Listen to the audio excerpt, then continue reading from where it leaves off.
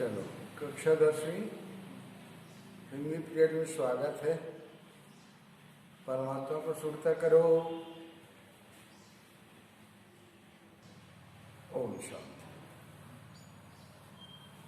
पाठ कौन से चला रहे थे? घीसा। किसने लिखा है भाई? किसने लिखा है? चेतन भरे?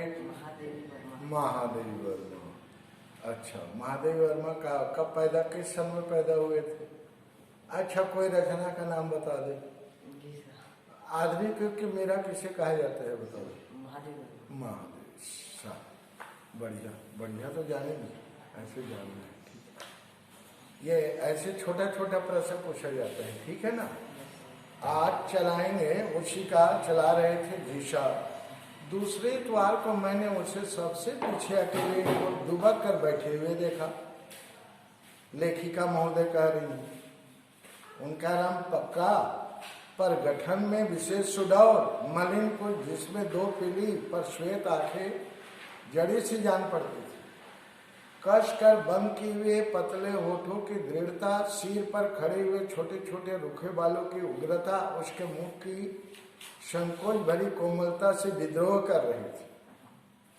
उभरी हड्डियों वाली गर्दन को संभाले हुए झुके कंधों से रक्तहीन मटमैले हथेलियों और टेढ़े मेढ़े कटे हुए नाखूनों युक्त हाथों वाली पतली बाहें ऐसे झूलती थी जैसे ड्रामा में विष्णु बनने वाली की दो नकली भुजाएं। निरंतर दौड़ते रहने कारण उस लचीले शरीर में दुबले पैर ही विशेष पुष्ट जान पड़ते थे। बस ऐसा ही था, वह नाम में कवित्व की गुंजाइश न सरी हो, ऐसा था। यह उनकी सचेत आंखों में न जाने कौन सी जिज्ञासा भरी थी, पर उसकी सचेत आंखों में न जाने कौन सी जिज्ञासा भरी थी। वह निरंतर घड़ी की तरह खुली मेरे मुख पर टिकी ही रहती थी, मानो मेरी सारी विद्या बुद्धि को सीख लेना ही उनका ध्येय था। इस तरह से देख रहा था। लड़के उससे कुछ खींचे खींचे से रहते थे, इसलिए नहीं कि वह कोरी था, वरन इसलिए कि किसी की माँ, किसी की नानी, किसी की बुआ आदि ने घीसा से दूर रहने की नितांत आवश्यकता उन्हें कान पकड़ पकड़ कर समझा दी थी। हाँ, खबरदार रहना, स्कूल जाओगे तो घीसा से दूर रहना, इस तरह से शिक्षा मिली थी। इस कारण लोग बाग खींचे खींचे से रहते थे। यह भी उन्होंने बताया और बताया घीसा के सबसे अधिक कुरूप नाम का रहस्य। उनका घीसा एक कुरूप नाम है, उसका रहस्य क्या है जानिए। बाप तो जन्म से पहले ही नहीं रहा, घर में कोई देखने भालने वाला ना होने के कारण माँ उसे बंदरिया के बच्चे के समान चिपकाए फिरती थी। उसे एक ओर लिटाकर जब वह मजदूरी के काम में लग जाती थी, तब पेट के बल घिसट घिसट कर बालक संसार के प्रथम अनुभव के साथ साथ इस नाम की योग्यता को भी सार्थक करता जाता। फिर धीरे धीरे अन्य स्त्रियों भी मुझे आते जाते रोककर अनेक प्रकार के भाव भंगिमा के साथ एक विचित्र सांकेतिक भाषा में घीसा की जन्मजात अयोग्यता का परिचय देने लगी। महादेव वर्मा जी बोल रही, क्रमशः मैंने उसके नाम के अतिरिक्त और कुछ भी नहीं जाना। उसका बाप बड़ा ही अभिमानी था। किसका बाप? घीसा। और भला आदमी बनने का इच्छुक, डालिया आदि बुनने का काम छोड़कर वह थोड़ी बढ़ाईगिरी सिखाया। और केवल इतना ही नहीं, एक दिन चुपचाप दूसरे गांव से युवती बधू लाकर उसने अपने गांव की सब सजाती सुंदरी बालिकाओं को उपेक्षित और उनके योग्य माता पिता को निराश कर डाला। मनुष्य इतना अन्याय सह सकता है, परंतु ऐसे अवसर पर भगवान की असहिष्णुता प्रसिद्ध है। इसी से जब गांव के चौखट किवाड़ बनाकर और ठाकुरों के घरों में सफेदी करके उसने कुछ ठाट बाट से रहना आरंभ किया, तब अचानक हैजे के बहाने वह वहां बुला लिया गया, जहां न जाने का बहाना न उसकी बुद्धि सो सकी न अभिमान। पर स्त्री की कम गर्वीली न निकली।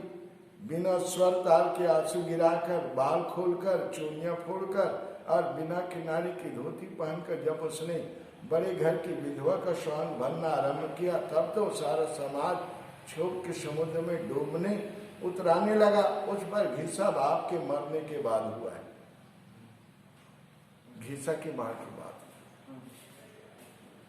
जो नया लाया था उसका बाप हुआ तो वास्तव में 6 महीने बाद, परंतु उस समय के संबंध में क्या कहा जाए जिसका कभी एक क्षण वर्ष बीतता है और कभी 1 वर्ष क्षण हो जाता है। जब दुख के दिन रहते हैं तो एक क्षण क्या लगता है, बहुत, वो 1 वर्ष। और सुख के दिन रहते हैं कैसे बुल लगे, एक घड़ी बुल लग गई। इसी से यदि वह 6 मास का समय रबर की तरह खींचकर 1 साल की अवधि तक पहुंच गया तो इसमें गांव वालों का क्या दोष। यह कथा छेप को मैं विस्तार के साथ सुनाई तो गई थी, यह कथा छेप को मैं विस्तार के साथ सुनाई तो गई थी मेरा मन फेरने के लिए, और मन फिरा भी, परंतु किसी सनातन नियम से कथावाचक की ओर न फिरकर कथा के नायकों की ओर फिर गया, और इस प्रकार घीसा मेरे और अधिक निकट आ गया। लेखिका के तरफ आकर्षित होने का मतलब लेखिका का ध्यान घीसा तरफ जाने का ये वर्मा जी कारण बता रही। वह अपना जीवन संबंधी अपवाद कदाचित पूरा नहीं समझ पाया था, परंतु अरे यहाँ चिन्ह लगाए, यहाँ तक हो गया था। अधूरे का भी प्रभाव उस पर कम न था, क्योंकि वह सबको अपनी छाया से इस प्रकार बचाता रहता था मानो उसे कोई छूत की बीमारी। यही तक आया अच्छी पढ़ने, उसे सबसे पहले समझने, उसे व्यवहार के समय स्मरण रखने, पुस्तक में एक भी धब्बा न लगाने, स्लेट को चमचमाती रखने, अपने छोटे से छोटे काम का उत्तरदायित्व बड़ी गंभीरता से निभाने में उसके समान कोई चतुर न हो, उसकी विशेषता। इसी से कभी कभी मन चाहता था कि उसकी माँ से उसे मांग ले जाऊं और अपने पास रखकर उसके विकास की उचित व्यवस्था कर दूं, परंतु उस उपेक्षित पर माननीय विधवा का वही एक सहारा था। वह अपने पति का स्थान छोड़ने पर प्रस्तुत न होगी, वह भी मेरा मन जानता था, और उस बालक के बिना उसका जीवन कितना दुर्वाह हो सकता है यह भी मुझसे छिपाना था। फिर 9 साल के कर्तव्यपरायण घीसा की गुरु भक्ति देखकर उसकी मातृभक्ति के संबंध में कुछ संदेह करने का स्थान नहीं रह जाता, और इस तरह घीसा वही और उन्हीं कठोर परिस्थितियों में रहा जहाँ क्रूरतम नियति ने केवल अपने मनोविनोद के लिए उसे रख दिया। शनिचर के दिन वह अपने छोटे दुर्बल हाथों से पीपल की छाया को गोबर मिट्टी से पीला चिकनापन दे आता था।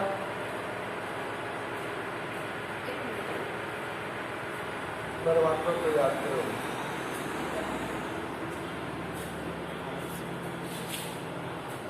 चलो परमात्मा को हाजिर नाजिर करते हुए सुनेंगे विद्यार्थी।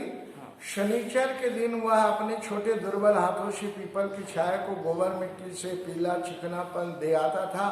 फिर इतवार को माँ की मजदूरी पर जाते ही एक मैले फटे कपड़े में बनी मोटी रोटी और कुछ नमक या थोड़ा चबैना और डली गुड़ बगल में दबाकर पीपल की छाया को एक बार फिर झाड़ने बुहारने के पश्चात वह गंगा के तट पर आ बैठता और अपनी पीली सतेज आंखों पर छीड़ सावले हाथ की छाया कर दूर दूर तक दृष्टि को दौड़ाता रहता। जैसे उसे मेरी नीली सफेद नाव की झलक दिखाई पड़ती, वैसे वह अपनी पतली टांगों पर तीर के समान उड़ता और बिना नाम लिए हुए भी साथियों को सुनाने के लिए गुरु साहब कहता हुआ फिर पेड़ के नीचे पहुंच जाता था।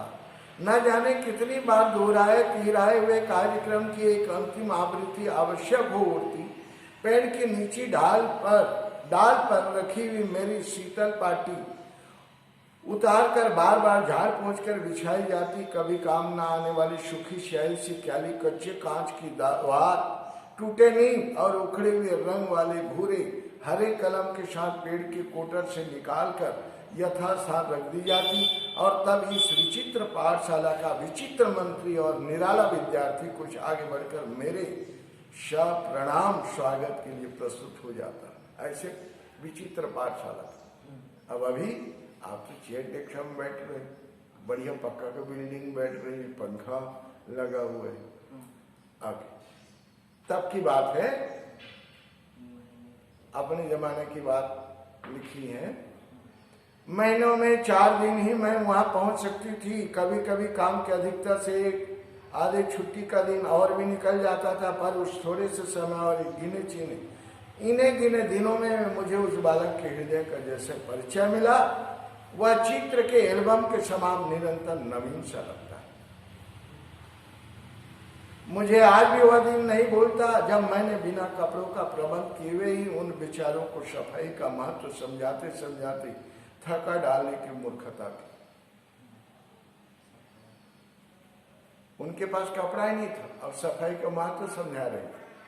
दूसरे द्वार को सब जैसे के तैसे ही सामने थे, केवल कुछ गंगा जी में मुंह इस तरह धोआए थे कि मैल उन अनेक रेखाओं में विभक्त हो गया था। कुछ के हाथ पांव ऐसे घिसे थे कि शेष मलिन शरीर के साथ वे अलग जोड़े हुए से लगते थे। और कुछ न रहेगा बांस न बजेगी बांसुरी की कहावत चरितार्थ करने के लिए कीट मैले फटे कुर्ते घर ही छोड़कर ऐसे अस्थि पंजर में रूप में आ उपस्थित हुए थे जिससे उनके प्राण रहने का आश्चर्य पर घिसा गाया था। लड़के लोग विचित्र वेशभूषा में आए थे, कैसे आए थे इनके बारे में वर्णन किया है वर्मा जी ने। लेकिन उस दिन घिसा आया नहीं था। पूछने पर लड़के कानाफूसी करने या एक साथ सभी उसकी अनुपस्थिति के कारण सुनाने को आतुर होने लगे। एक एक शब्द जोड़ तोड़कर समझना पड़ा कि घिसा की माँ से कपड़ा धोने के साबुन के लिए तभी से कह रहा था। माँ को मजदूरी के पैसे मिले नहीं और दुकानदार ने अनाज लेकर साबुन दिया नहीं। कहने का मतलब उधारी नहीं। कल रात को माँ को पैसे मिले और आज सवेरे वह सब काम छोड़कर पहले साबुन लेने गई। अभी लौटी है, अतः घिसा कपड़े धो रहा है, क्योंकि गुरु साहब ने कहा था कि नहा धोकर साफ कपड़े पहनकर आना।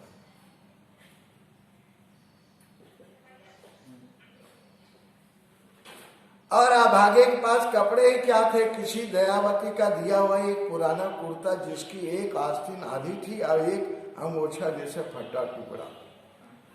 जब घिसा नहाकर गीला अंगोछा लपेटे और आधा भीगा कुर्ता पहने अपराधी के समान मेरे सामने आ खड़ा हुआ, तब आंखें नहीं मेरा रोम रोम गीला हो गया।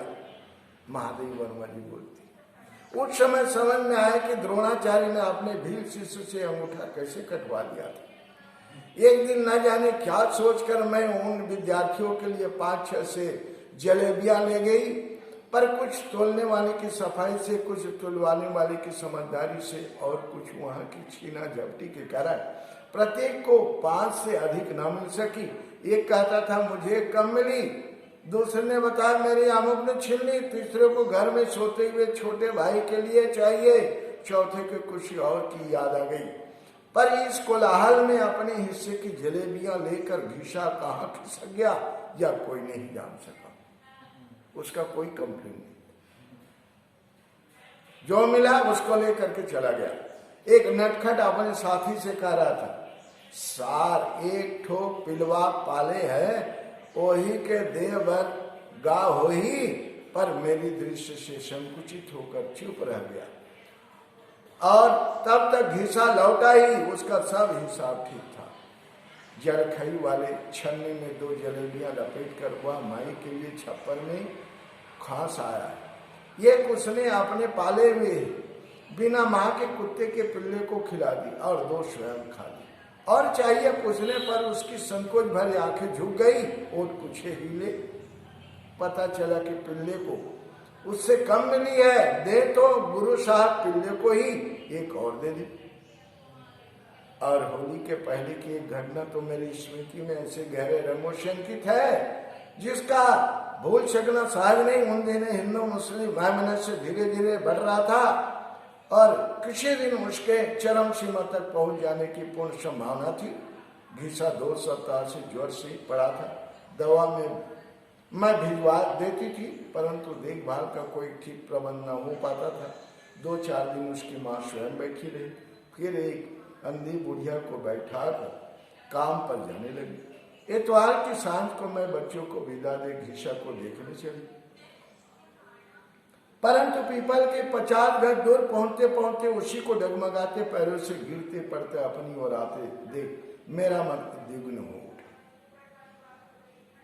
वह तो इधर 15 दिन से उठा नहीं था, अतः मुझे उसके सन्निपात ग्रस्त होने का ही संदेश हुआ। उसके सूखे शरीर में विद्युत सी दौड़ रही थी, आंखें और भी सचेत तेज और मुख ऐसा था जैसे हल्की आंच में धीरे धीरे लाल होने वाले लोहे का टुकड़ा। पर उसके वादग्रस्त होने से भी अधिक चिंता जनक उनकी समझदारी की कहानी लिखी। वह प्यास से जाग गया था, पर पानी पास मिला नहीं और मनिया की आंधी से मांगना ठीक नहीं समझकर वह चुपचाप कष्ट सहने लगा। इतने में मैं मुल्लू के कक्का ने पास से लौटकर दरवाजे से ही अंधी को बताया कि शहर में दंगा हो रहा है, और तब उसे गुरु साहब का ध्यान आया। मुल्लू के कक्का के हटते ही वह ऐसे हौले हौले उठा कि बुढ़िया को पता ही न चला, और कभी दीवार कभी पेड़ का सहारा लेता लेता ईश्वर भागा। अब वह गुरु साहब की गोड़ धर कर यही पड़ा रहेगा, पर पार किसी तरह भी न जाने देगा। तब मेरी समस्या और भी जटिल होगी। पार तो मुझे पहुंचाना ही था ही, पर साथ ही बीमार घीसा को ऐसे समझाया कर जिससे उसकी स्थिति और गंभीर न हो जाए। पर सदा के संकोची, नम्र और आज्ञाकारी घीसा के दृढ़ और हठी बालक में पता ही ना चलता था। उसने 5 साल ऐसे ही अवसर पर हताहत 2 मल्लाह देखे थे, और कदाचित इस समय उसका रोग से विकृत मस्तिष्क के उन चित्रों में गहरा रंग भरकर मेरी उलझन को और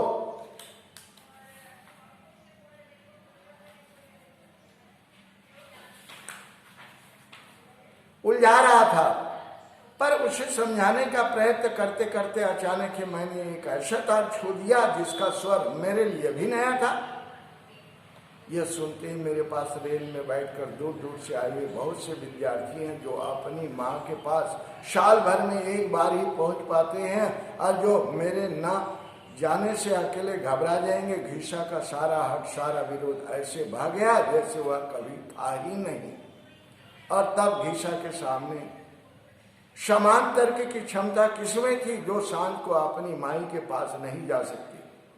उनके पास गुरु साहब को जाना ही चाहिए। घीसा रुकेगा तो उसके भगवान जी गुस्सा हो जाएंगे, क्योंकि वही तो घीसा को अकेला बेकार घूमता देखकर गुरु साहब को भेज देते हैं। आदि उसके तर्कों का स्मरण कर आज भी मन भर आता है। परंतु इस दिन मुझे आपत्ति से बचाने के लिए अपने बुखार से जलते हुए असक्त शरीर को घसीट लाने वाले घीसा को जब उसकी टूटी खटिया पर लिटाकर मैं लौटी, तब मेरे मन में कौतूहल की मात्रा ही अधिक थी। इसके पर उपरांत घीसा अच्छा हो गया, और धूल और सूखी पत्तियों को बांधकर उन्मत्त के समान घूमने वाली गर्मी की हवा से उसका रोज संग्राम छिड़ने लगा। झाड़ते झाड़ते वह पाठशाला धूल दूषित होकर भूरे, पीले और कुछ हरे पत्तों की चार में छिपकर तथा कंकाल से सी शाखाओं में उलझते सूखे पत्तों को पुकारते वायु के संतप सरसर से मुखरित होकर उस भ्रांत बालक को चिढ़ाने लगती। तब मैंने तीसरे पहर से संध्या समय तक वहां रहने का निश्चय किया, परंतु पता चला घीसा किसकी साथी आंखों को मलता और पुस्तक से बार बार धूल झाड़ता हुआ दिन भर वहीं पेड़ के नीचे बैठा रहता है, मानो वह किसी प्राचीन युग का तपोव्रती अनागरिक ब्रह्मचारी हो, जिसकी तपस्या भंग के लिए ही लू के झोंके आते हैं, ऐसे बैठा रहता। इस प्रकार चलते चलते समय ने जब दाई छूने के लिए दौड़ते हुए बालक के समान झपट कर उस दिन पर उंगली घर दी जब मुझे उन लोगों को छोड़ देना था, तब तो मेरा मन बहुत ही अस्थिर हो उठा। कुछ बालक उदार थे, कुछ खेलने की छुट्टी से प्रसन्न कुछ जानना चाहते थे कि छुट्टियों के दिन चूने की टिपकियां रखकर गिने जाए या कोयले की लकीरें खींचकर कुछ के सामने बरसात में छूते हुए घर में 8 पृष्ठ की पुस्तक बचा रखने का प्रश्न था। कुछ कागजों पर चूहे का आक्रमण की समस्या का समाधान चाहते थे। ऐसे महत्वपूर्ण कोलाहल में घिसा न जाने कैसा अपना रहना अनावश्यक समझ लेता था। अतः सदा के समान आज भी मैं उसे न खोज पाई। जब मैं कुछ चिंतित सी वहां से चली तब मन भारी भारी हो रहा था, आंखों में कोहरा सा घिर आता था। वास्तव में उन दिनों डॉक्टरों को मेरे पेट में फोड़ा होने का संदेह हो रहा था। ऑपरेशन की संभावना थी। कब लौटूंगी या नहीं लौटूंगी, यह सोचते सोचते मैंने फिर कर चारों ओर जो आज दृष्टि डाली वह कुछ समय तक उन परिचित स्थानों से भेंट कर वहीं उलझ गई। पृथ्वी के उच्छा वास के समान उड़ते हुए धुंधलेपन में वे कच्चे घर आकंठ मग्न हो गए थे।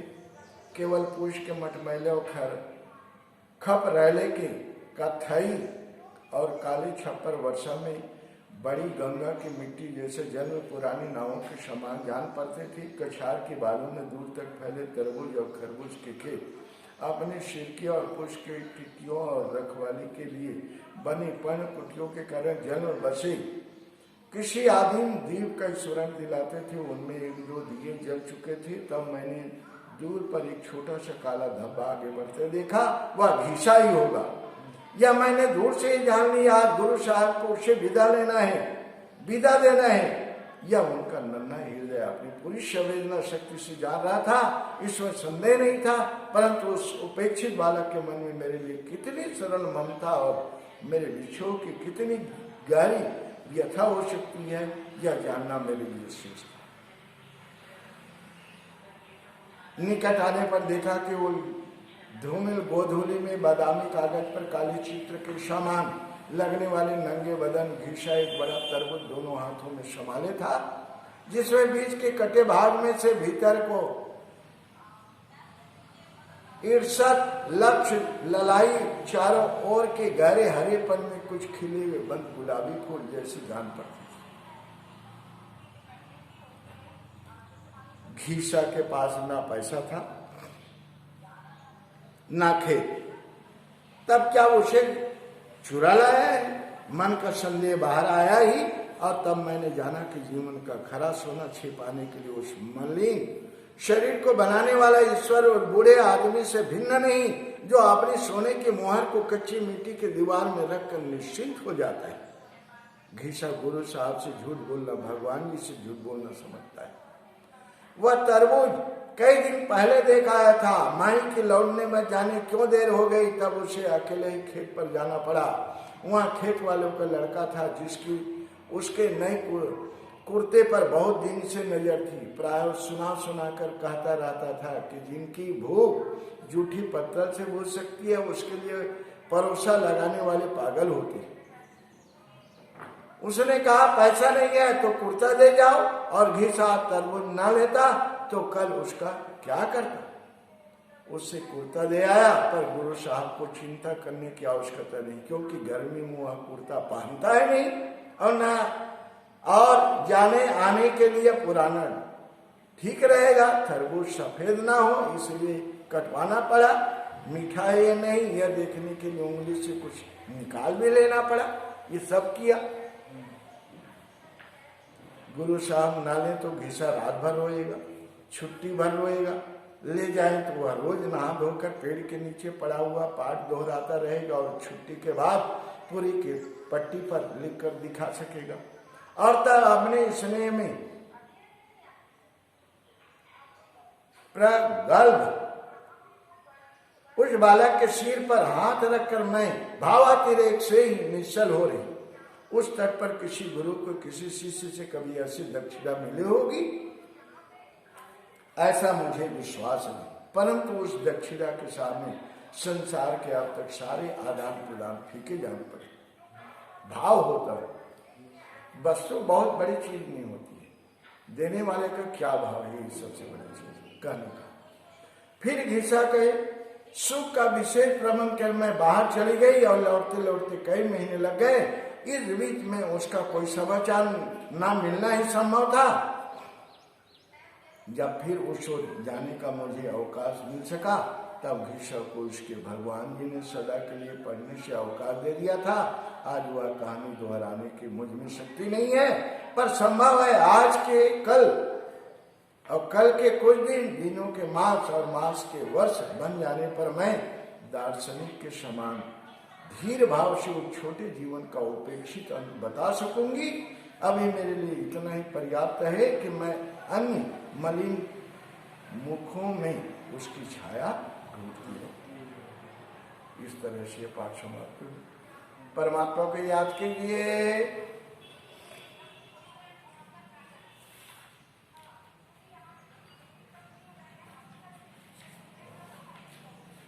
हाँ, बंद करेंगे। याद करते करते सभी प्रश्न उत्तर करेंगे।